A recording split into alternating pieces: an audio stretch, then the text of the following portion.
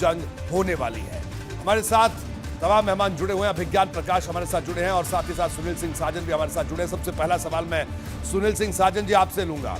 क्या कहना आपका, प्रचार थम गया है और अब जी रोहित जी, और अब जिस तरह से धुआंधार प्रचार अखिलेश यादव और जयंत चौधरी की जोड़ी ने किया पश्चिमी उत्तर प्रदेश में इस पहले चरण के लिए, क्या कहेंगे आप, कितनी उम्मीदें सुनील सिंह साजन साहब?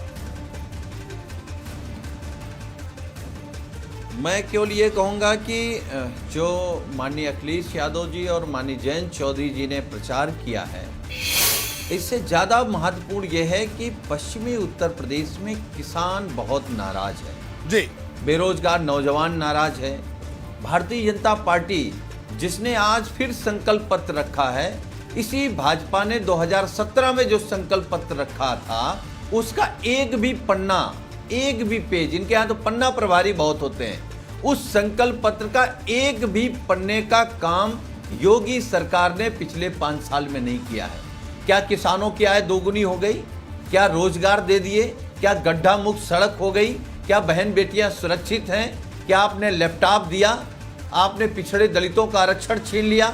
तो मुझे लगता है कि ये एक ऐसे मुद्दे हैं जहां भारतीय जनता पार्टी, आप सही आंकड़ा दिखा रहे थे कि 58 में 53 जीते हैं, अब 58 में 3 भी भारतीय जनता पार्टी चुनाव नहीं जीतेगी। ये पहले चरण का पहला रुझान होगा। आप देखिएगा जब 10 मार्च को काउंटिंग होगी तो इन 58 सीटों में 3 सीटें भी भारतीय जनता पार्टी के खाते में नहीं आएंगी। बिल्कुल।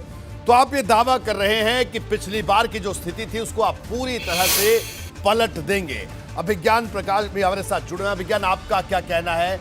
जिस तरह से आज चुनाव प्रचार थमा, आगे मैनिफेस्टो पर भी बात करेंगे, तो दोनों सपा और बीजेपी का आज मैनिफेस्टो आया है, उस पर भी बात करेंगे, जिसको वचन पत्र और संकल्प पत्र का नाम दिया गया है। लेकिन जो फर्स्ट फेज है इस चुनाव का, ये बहुत महत्वपूर्ण है, क्योंकि ऐसा माना जाता है, हालांकि जरूरी नहीं ऐसा हो, कि एक जो टेम्पो बरकरार होगा, यहां से आगे जो लहर जाएगी वो बड़े मायने रखती है। और पिछली बार जिन 58 सीटों पर चुनाव हो रहा है, उन 58 में से अगर 5 सीटों को हटा दिया जाए तो बाकी सीटों पर सिर्फ बीजेपी ने चुनाव जीता था, 53 सीटों पर।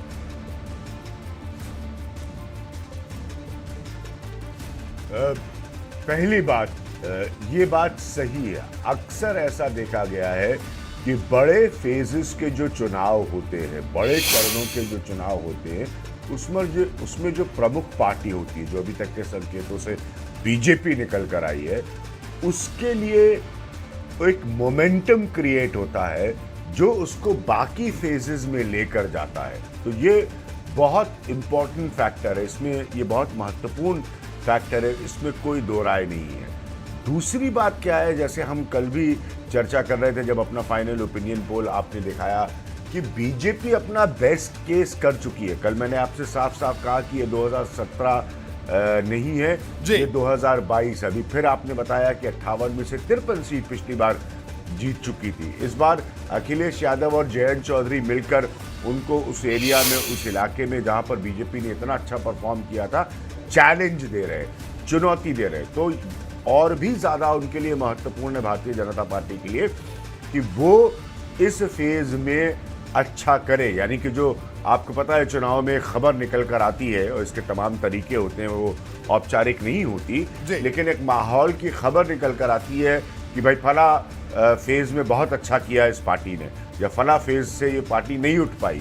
तो इस चीज़ को देखते हुए मैं तजुर्बे के आधार पर आपको कह सकता हूँ कि ये बहुत इम्पोर्टेंट है। और मान लीजिए खबर ये निकल कर आ गई कि नहीं साहब, अखिलेश यादव और जयंत चौधरी की जोड़ी ने भारतीय जनता पार्टी को वहाँ ऐसी चुनौती दी कि बीजेपी कमज़ोर पड़ गई, तो उसका भी आगे वाले फेजेस में इम्पैक्ट होगा। तो दोनों ही पार्टियों के लिए पश्चिमी उत्तर प्रदेश का जो शुरुआती दौर है, पहला दौर है उत्तर प्रदेश के चुनाव का, ये आगे के माहौल को बनाने में बहुत बड़ी भूमिका निभाएगा मेरे हिसाब से। जी, सुनील सिंह साजन साहब, आपसे जानना चाहेंगे कि इस बार जिस भाईचारे की आपने बात की, पूरे पश्चिमी उत्तर प्रदेश की मैं बात कर रहा हूं, तो आपको लगता है कि इस बार वो केमिस्ट्री जो पिछली बार नहीं बन पाई, चाहे हम लोकसभा की बात करें, आपके कार्यकर्ताओं और आरएलडी के कार्यकर्ताओं में वो केमिस्ट्री बन पाएगी? आपको लगता है ऐसा?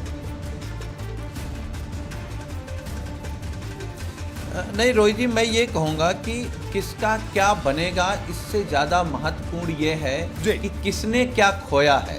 जी किसानों ने क्या खोया है, बेरोजगार नौजवानों ने क्या खोया है। नफरत की राजनीति हुई पूरे 5 साल। भाई भारतीय जनता पार्टी ये बताए 5 साल की इतनी बड़ी बहुमत की सरकार, जी जिस फेस में 58 में से 53 सीटें आई हैं, उसमें बीजेपी ने क्या किया है, कितने रोजगार दिए हैं। ये वही भारतीय जनता पार्टी है जब यही का अन्नदाता दिल्ली में धरना दे रहा था 3 काले कानूनों के खिलाफ, तो उनके बारे में क्या क्या कहा जा रहा था। कभी डकैत कहा जा रहा था, कभी आतंकवादी कहा जाता था, कभी माओवादी कहा जाता था, कभी बवाली कहा जाता था और कभी कभी तो देशद्रोही कहा जाता था। तो जो चुनाव से पहले देशद्रोही थे, जी अब वो अन्नदाता हो गए हैं। तो ये भारतीय जनता पार्टी समझ गई है। भारतीय जनता पार्टी के नेताओं ने कितनी कोशिश की जयंत चौधरी जी को तोड़ने की, लेकिन उन्होंने करारा जवाब दिया। उन्होंने कहा हम चवन्नी नहीं जो पलट जाएंगे, हम सरकार पलटने जा रहे हैं। जी तो अब की माननीय अखिलेश यादव जी और माननीय जयंत चौधरी जी मिलकर के पश्चिमी उत्तर प्रदेश से बीजेपी को साफ करेंगे।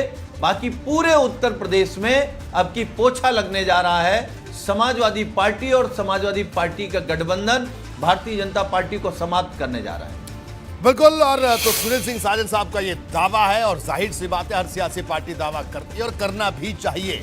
अभिज्ञान भी हमारे साथ बने हुए हैं, सुनील सिंह साजन भी हमारे साथ बने हुए हैं। आगे बढ़ते हैं, फिर से दोबारा इनके पास लौटेंगे। 11 जिलों में